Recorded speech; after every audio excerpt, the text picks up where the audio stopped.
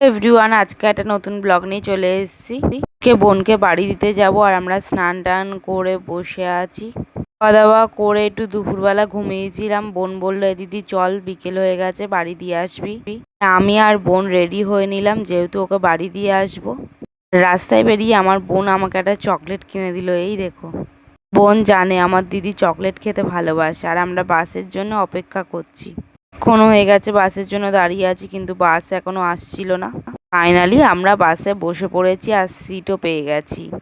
তো আমার বোন চকলেটটা খুলছে আর বলছে, দেখ দিদি, গলে গেছে, তোকে আমি শক্ত অবস্থায় খেতে বলেছিলাম, তুই খাসনি।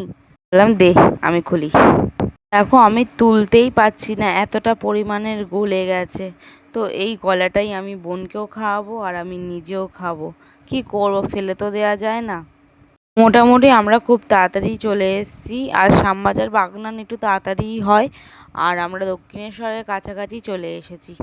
তো আমরা এবার কাছাকাছি চলে এসেছি। এবার আমরা বাস থেকে নামবো আর ওকে বিটি রোড অবধি দিয়ে আসবো।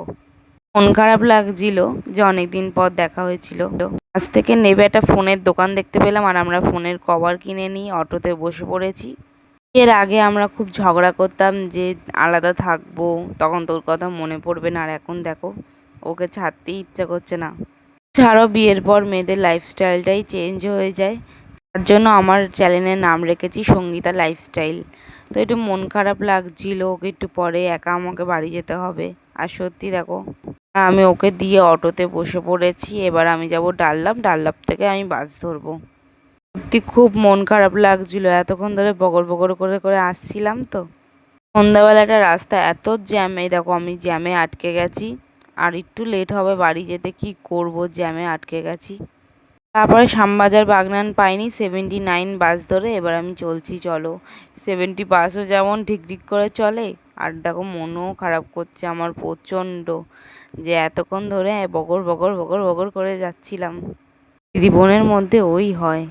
আমি খুব কাছাকাছি চলেও এসেছি।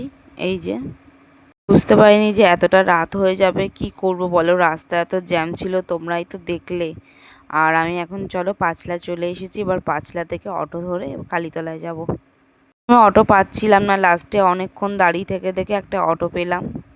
ওতে আমার মুখটা ঠিক বোঝা যাচ্ছে না, অন্ধকার বলে। আর এই দেখো বাড়ি চলে এসেছি। খাওয়া দাওয়া করে তোমাদের সাথে দেখা হচ্ছে।